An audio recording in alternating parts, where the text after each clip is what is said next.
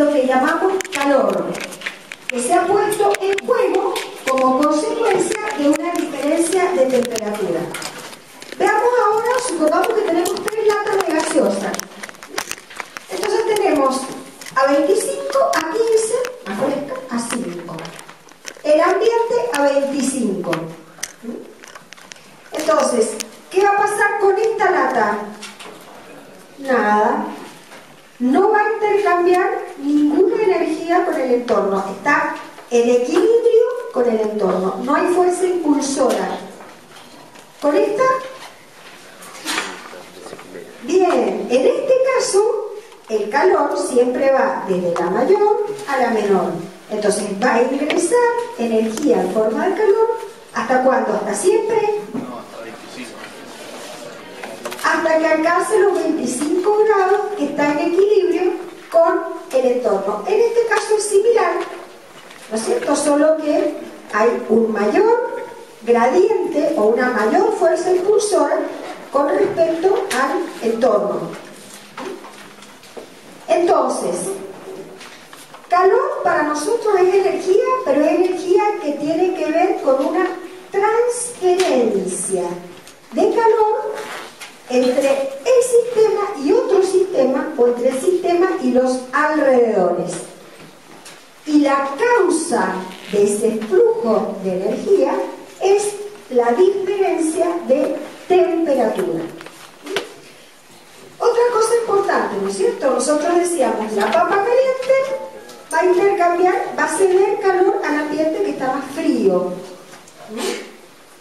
Lo único que le vamos a llamar calor es a ese flujo de energía que sale. Si, por ejemplo, la papa, hasta que adquirió la temperatura de equilibrio final del ambiente, intercambió una cantidad de energía igual a 2 kilojulios, a esa energía le llamamos calor solo cuando atraviesa el límite del sistema hacia el entorno. Cuando esa energía estaba almacenada en la papa, porque la acabábamos de sacar del horno, no es calor. Es otra forma de energía que ya vamos a ver, es energía interna, o acá le hemos puesto energía térmica, ya lo vamos a explicar mejor. Una vez que salió de los límites y se incorpora en el ambiente, esos mismos 2 kilojulios ya no son calor, es energía térmica o interna del ambiente. Entonces, el calor es solamente cuando la energía sale y atraviesa el límite del sistema o la frontera. Por las traducciones que nosotros manejamos, por ejemplo el CEGE, muchos le denominan frontera al límite del sistema. Entonces, no solamente es una transferencia de calor debida a una diferencia de temperatura, sino que además es energía en tránsito. Se está moviendo, no está quieta, almacenada. Y que se reconoce, o para que hablemos de calor, tiene que atravesar el límite del sistema y salir o entrar. Pero es un fenómeno de límite. Bien. Vamos a hablar entonces de algunas definiciones que tienen que ver con el intercambio de calor entre un sistema y su entorno. Supongamos que tenemos un sistema cualquiera de masa m e intercambia con el entorno un determinado flujo de energía como calor. Como resultado, el sistema, al ingresar esta cantidad de energía, ha cambiado su temperatura. Esto es lo que llamamos calor sensible. Cuando ingresa o sale, la temperatura del sistema cambia. ¿A qué se le llama capacidad calorífica media del sistema? ¿A qué le llamamos capacidad calorífica media? A este cociente, a la cantidad de calor intercambiado y dividido la diferencia de temperatura que se produjo en el sistema cuando ingresó o salió esa cantidad de calor. En este caso hablamos de media, porque estamos hablando de valores promedio, valores totales. Si nosotros tomamos un instante, hablaríamos de que el sistema pasó desde T a T más diferencial T. Entonces diferencial T sería el salto térmico y la cantidad de energía es una cantidad infinitesimal que llamamos diferencial Q. La diferencia es que esto es una propiedad del sistema instantánea. Esta es media. Cuando hacemos referencia a la capacidad calorífica, pero por unidad de masa del sistema, hablamos de calor específico. Entonces tendremos calor específico medio o calor específico instantáneo. Acá la diferencia, que la hacemos notar porque esta propiedad se suele encontrar de las dos formas, la masa puede medirse en masa, ¿no es cierto?, o bien en número de moles, que también es una cantidad de materia. Entonces vamos a encontrar cuáles son las unidades del calor específico y de energía, por ejemplo, kilojulios, kilogramo grado, o kilojulios, kilomol grado. También kilocalorías o cualquier unidad de energía, una unidad de masa que puede ser en masa o en moles y una unidad de medida de temperatura. Entonces, si nos preocupamos del calor específico medio, vemos que nosotros de acá podemos conocer la magnitud del calor sensible intercambiado por un sistema de masa m. Si conocemos el valor del calor específico medio, que es una propiedad del sistema, con esta expresión, conociendo cada uno de estos datos, es posible calcular la cantidad de calor que intercambia un sistema. Fíjense que nosotros podríamos decir que el concepto de calor específico tiene que ver con la cantidad de calor que hace falta para elevar en 1 grado la temperatura de la masa unitaria. Entonces, ese es el concepto físico. Cuanto más grande sea esa cantidad de calor que hay que incorporar, mayor es el calor específico. Hablando entonces, para un intervalo de temperatura de 1 grado y una masa unitaria, calor específico es el calor puesto en juego. Bien, vamos a ver ahora algunos hallazgos experimentales con esta propiedad que llamamos calor específico. Entonces veamos. Si por ejemplo estamos ocupándonos de dos sustancias distintas, hierro y agua, en los dos casos tenemos 1 kilo. En los dos casos estamos cambiando la temperatura de ese kilo de sustancia entre 20 y 30 grados. Fíjense que en un caso vamos a necesitar 4,5 kilos y en el otro 41,8. Si hiciéramos el despeje para encontrar el calor específico asociado, haciendo Q sobre M delta T, encontramos que aun cuando sea la misma cantidad de masa y el mismo intervalo de temperaturas, las sustancias tienen diferentes calores específicos. Es decir, el calor específico varía con las sustancias. Es una propiedad de las distintas sustancias. Ahora no cambiemos la sustancia. Tomemos, por ejemplo, que sea la sustancia helio, un gas.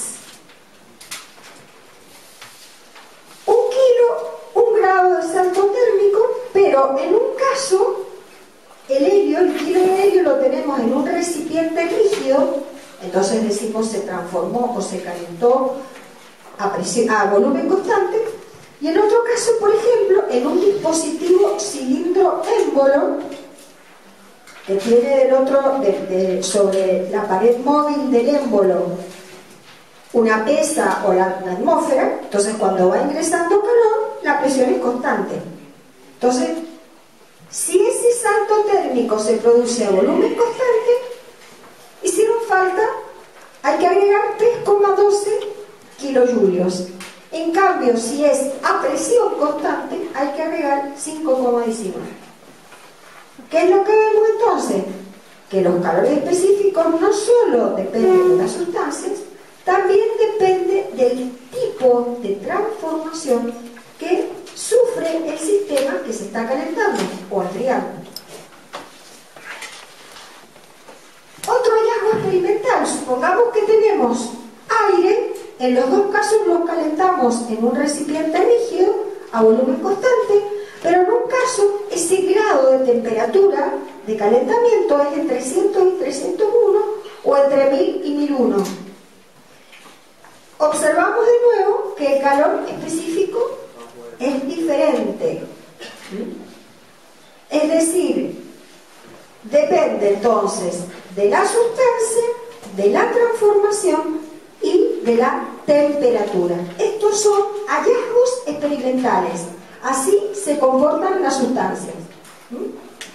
Entonces, si nosotros miramos acá, ¿no es cierto?, la definición que ya dimos de calor específico, en este caso instantáneo, si nosotros ya tenemos definida el tipo de transformación, por lo tanto tenemos un valor dado, ¿no es cierto?, o un tipo de calor específico en particular, el calor específico vemos que puede tomar distintos tipos de valores en función de los resultados obtenidos para las distintas sustancias. Aún para una misma sustancia, en ocasiones puede ser menos infinito, cuando diferencial de cero, más infinito, pasando por cero, positivo o negativo. Una misma sustancia, ¿por qué? Porque son de acuerdo a los tipos de transformación que sufren. Entonces decimos, ¿el calor específico es propiedad? Sí, es propiedad siempre y cuando definamos el tipo de transformación. A ver, ¿de qué estamos hablando? Volvamos a la expresión de definición de calor instantáneo. ¿Cómo podemos obtener el calor intercambiado, sensible? Entonces, como el calor específico para una determinada sustancia y para una determinada transformación es función de la temperatura, tendremos que, aun cuando los dos extremos de la integral sean siempre iguales, de acuerdo al tipo de transformación tendremos diferente función. Entonces tenemos que aun cuando las temperaturas extremas sean las mismas, el calor intercambiado no son iguales, son diferentes. Quiere decir entonces que aunque los dos límites de la integral sean iguales, el resultado no es el mismo para el calor, depende del tipo de transformación, depende de la función. Esto, hablando en términos de definiciones en termodinámica, significa que el calor depende de la trayectoria de la transformación. Por lo tanto, no caracteriza un estado de equilibrio. Primero, porque dijimos que si tenemos un estado de equilibrio no podemos hablar de calor, porque el calor, dijimos, es energía en tránsito que exige que el sistema se esté transformando. Y además, no siempre tiene el mismo valor, aunque los límites de la transformación sean las mismas, porque depende de cómo el sistema llegó ahí. Si depende de cómo el sistema llegó a ese estado, no es una propiedad. Esto decimos, acá lo tenemos más, digamos, desde el punto de vista matemático. Dijimos que para resolver esta integral necesitamos conocer la función. Esa función es una función de la temperatura. Entonces, aunque tengamos los mismos límites, depende de cómo sea la función que relaciona el calor específico con la temperatura, va a ser el valor del área bajo esta curva, que sería el calor, en este caso por unidad de masa. Porque tenemos que dividir acá por la masa para que esta integral sea el área bajo la curva. Entonces el área bajo la curva sería el calor por unidad de masa. Depende de la forma de esta función, aun cuando los límites en los dos casos son iguales y aun cuando la sustancia sea la misma. Entonces, esto es lo que significa y lo que vamos a decir, que el calor es una función de línea, no es propiedad termodinámica, el calor. Ahora, ¿el calor específico será o no será propiedad? Para que el calor específico sea una propiedad termodinámica, nosotros tenemos que conocer el tipo de transformación y la sustancia de la que se trata. Conociendo, si nosotros decimos, estamos hablando de una transformación para la sustancia aire a presión constante, vamos a tener un único valor de calor específico para cada temperatura, que será el valor del calor específico instantáneo para esa temperatura. Entonces, si definimos la transformación, el calor específico es una propiedad de la sustancia. Entonces, en el caso de los gases, hablamos de dos calores específicos principales, que son los relacionados con las transformaciones a presión constante y a volumen constante. ¿Por qué? ¿Son las únicas dos transformaciones que sufre un gas? No. Pero cualquier otra se puede expresar en función de estas dos. Por eso estas dos se llaman principales y son las que se tabulan. Entonces, ¿por qué decimos que es una propiedad intensiva? Porque las propiedades intensivas, muy bien, no dependen de la masa. Siempre se refieren a la unidad de masa. No importa si el sistema son 10 litros de agua o 1 litro de agua, 5 kilogramos o medio, no interesa, porque es una propiedad que siempre se refiere a la unidad de masa. Entonces, esas son las propiedades intensivas. Y las propiedades intensivas son las que se tabulan, no las extensivas. Veamos una cosa, si nosotros observamos las tablas, vamos a ver que siempre el calor específico a presión constante es mayor que a volumen constante. ¿Por qué pasa esto? Cuando nosotros ingresamos calor a un sistema PVT, ¿qué era un sistema PVT? A un sistema compresible. Son los sistemas en los cuales sus propiedades o su comportamiento se puede describir con las propiedades PVT. Son los gases, que además decimos que son compresibles porque tienen un comportamiento que cuando disminuye el volumen incrementa la presión. Entonces, si tenemos un gas y lo calentamos o le ingresamos calor a volumen constante, se produce un incremento en la temperatura y decimos que se produjo una transformación isocórica. Calculamos el calor específico y ese calor específico es el calor específico a volumen constante. En este caso podríamos calcular el calor específico, le diríamos instantáneo porque corresponde a un salto térmico pequeño de 1 grado. ¿Qué pasa si nosotros en vez de calentar ese grado a volumen constante lo queremos hacer a presión constante? La energía que ingrese como calor, que va a ingresar porque hay una mayor temperatura en los alrededores que en el sistema, ¿no? Entonces esa energía que ingrese como calor no solo se va a gastar en calentar el aire, sino que para que la presión no aumente tiene que empujar el émbolo hacia arriba. Entonces hay un plus de energía que hace falta, además de para calentar, que es la que sirve para subir el émbolo y lograr que la presión no aumente, o sea, se mantenga constante. Entonces siempre el calor que hay que ingresar a presión constante es mayor que a volumen constante y por lo tanto los calores específicos se comportan de la misma manera. El cociente entre Cp y Cv se llama K, la letra K, que es el coeficiente de las adiabáticas, que ustedes después lo van a ver con mayor detalle, pero siempre el K es mayor que 1. Para resolver los cálculos en los que hace falta conocer la propiedad calor específico para los gases, ustedes ya las tienen, no sé si las tienen, las han fotocopiado, están ya en fotocopiadora para hacer el práctico 3 de hoy. Entonces si no la tienen que fotocopiar. Están tomadas de Seigel, porque no se hace cualquier otra, pero en este caso, por ejemplo, tenemos un montón de gases o sistemas PVT y los calores específicos para un determinado valor de temperatura a presión constante y a volumen constante. La última columna es este coeficiente K que dijimos que se llama constante de las adiabáticas. Y esta es la constante particular que ustedes ya la conocen. Entonces, en este caso, están los calores específicos principales de sustancias gaseosas, todas a 300 Kelvin. Les pregunto, ¿y qué pasa con CP y CB si en lugar de ser un gas fuera un líquido o un sólido?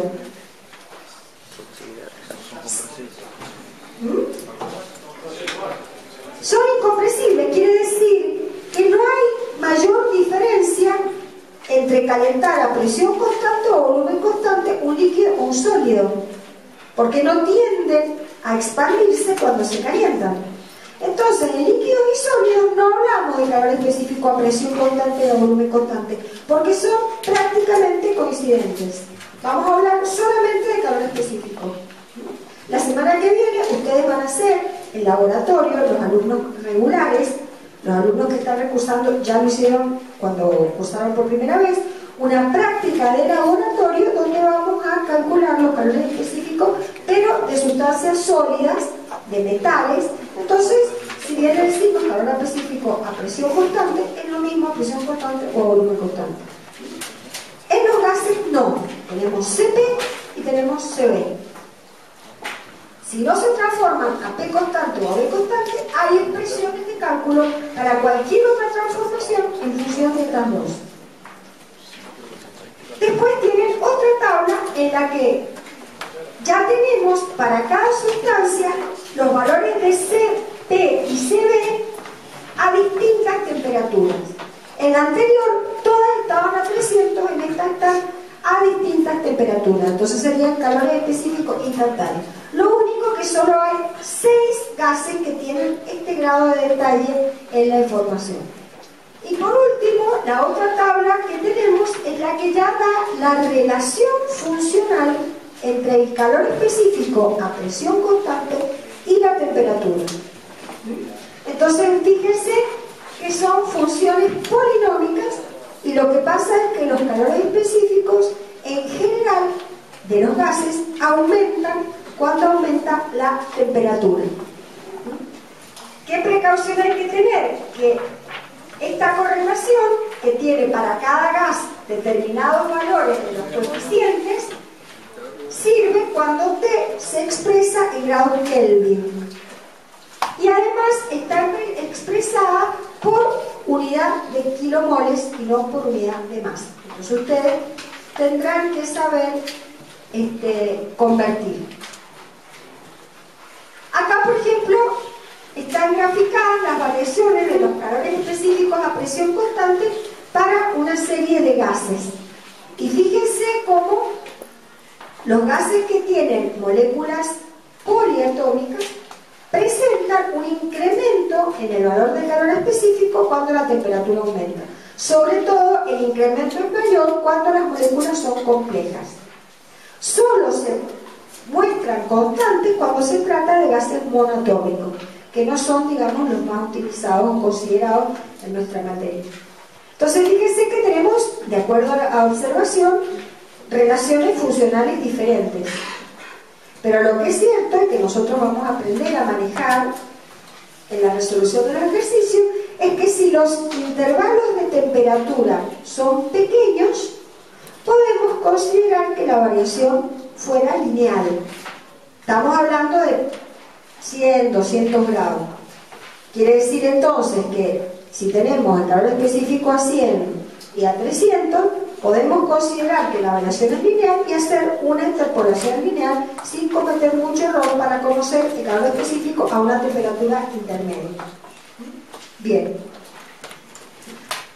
Ahora también tenemos el concepto de calor específico medio. Nosotros ya lo habíamos definido antes, a partir de la capacidad calorífica media. ¿Qué es lo que tenemos que tener en claro? El calor específico medio es un valor hipotético que sería el calor específico tal que si una sustancia tiene ese calor y se calienta un cierto intervalo de temperatura, el calor absorbido sería el mismo que en el caso real. A ver, ¿de qué estamos hablando? Supongamos que un sistema pasa de 1 a T2, ¿no es cierto? Esta es la función que relaciona el calor específico con la temperatura, el área bajo la curva en ese intervalo sería el calor absorbido por unidad de masa en ese proceso de calentamiento real. Surge de resolver esta integral, ¿no es cierto? Ahora bien, si aplicamos el concepto del teorema del valor medio del cálculo integral, podríamos encontrar la ordenada media, que es la que reproduce el área bajo la curva, pero a través de una superficie de un rectángulo, es decir, una altura constante. Entonces, haciendo esta operación, es posible en un determinado intervalo poder encontrar el valor de la ordenada media. ¿Qué ventaja tiene conocer el valor de la ordenada media? Y que para integrar no hay que resolver toda la expresión de cálculo, ¿no es cierto?, de la función. Simplemente se saca fuera la integral y queda integral de diferencial t, que es delta t. Entonces es muy importante, sería muy importante, tener el dato de calor específico medio. Ahora, nosotros no hacemos todas estas cuentas, porque si vamos a hacer todas estas cuentas, por eso nos quedamos con el numerador, que es el valor real del calor. Pero hay tablas donde esto ya se ha hecho, y por ejemplo también está esta tabla, donde en cada línea está el calor específico a presión constante medio entre 25 y T. Es decir, la temperatura inicial es siempre 25 y la final es la que corresponde a cualquiera de estas temperaturas que está en la primera columna. Entonces, cada celda me da el calor específico medio entre 25 y T para esa sustancia. Bien, entonces de esta forma no tenemos que integrar, sino podemos sacarlo fuera de la integral. Ahora vamos a ver otro concepto importante en termodinámica que tiene que ver con el calor, y es el concepto de foco calorífico. ¿A qué le llamamos un foco? ¿No es cierto? Fijémonos, si de la expresión de cálculo de calor sensible nosotros despejamos diferencial T y tenemos un sistema de masa muy grande tendiendo a infinito, nos quedaría que cualquiera sea el calor intercambiado, ¿cómo me daría diferencial T? 0, porque la masa es muy grande. Entonces, nosotros le vamos a llamar focos caloríficos a sistemas que tienen masa tan grande que pueden intercambiar calor con el entorno sin que su temperatura, la atmósfera, el mar, el lago, un río, un mar, aunque le tiremos 5 termos calientes, no pasa nada, ¿no es cierto? Entonces, a eso nosotros le vamos a llamar focos. Bueno, ustedes recuerdan que nosotros hablamos que en termodinámica necesitamos sí o sí que las transformaciones fueran transformaciones cuasi estáticas. ¿Qué quería decir esto? Quería decir, son transformaciones hipotéticas, pero que tienen la particularidad que cada estado por el que va pasando el sistema cuando se transforma es un estado de equilibrio. Por ejemplo, pensemos en la papa caliente esa que hablamos hace un rato. Supongamos que la ponemos en la mesada, apenas la sacamos del horno.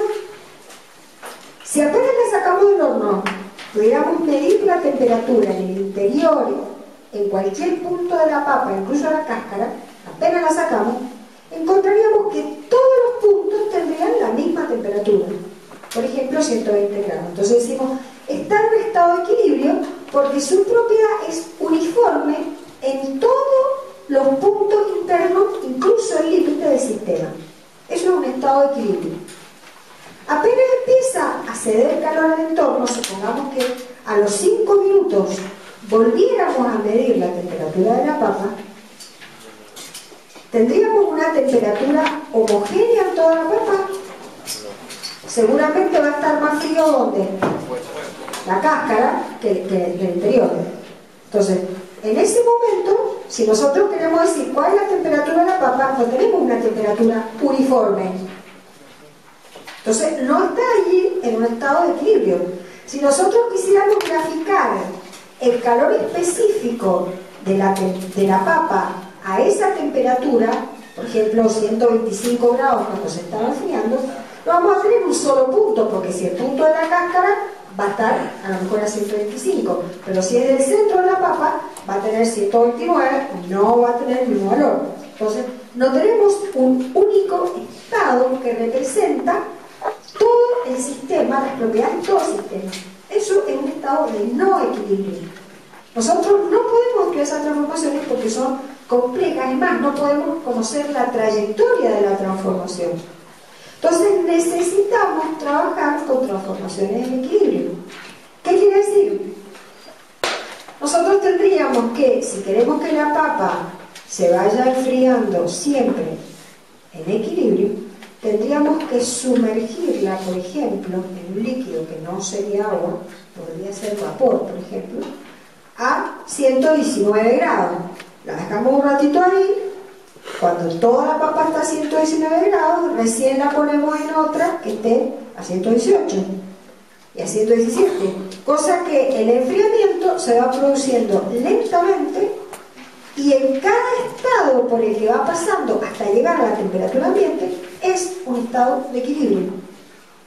Eso es lo que se llama un flujo de calor cuasistático. Un flujo de calor cuasistático no se puede obtener con un intercambio de calor con un único foco, con un salto térmico finito, porque no es cuasistático, tiene que ser con muchos focos. En este caso es un ejemplo de un calentamiento. Entonces nosotros, para calentar este sistema en forma cuasistática, está bien, desde T1 hasta el estado final, tenemos que ir poniéndola en contacto con infinitos focos con una diferencia diferenciante entre sí. Esto es una entelequia, ¿no?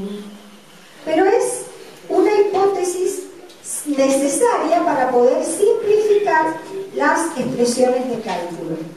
Entonces, cuando nosotros hacemos este cálculo o expresamos esta fórmula para poder calcular el calor intercambiado entre dos temperaturas, estamos asumiendo que es un flujo de calor cuasistático. Entonces, en este caso, conocemos todos los puntos de la transformación. En cada punto representa a todo el sistema, porque todo el sistema está con propiedades uniformes, y entonces podemos decir que la integral se calcula de esa forma. Si no es cuasistático, no es esa la expresión que nos va a permitir calcular el calor.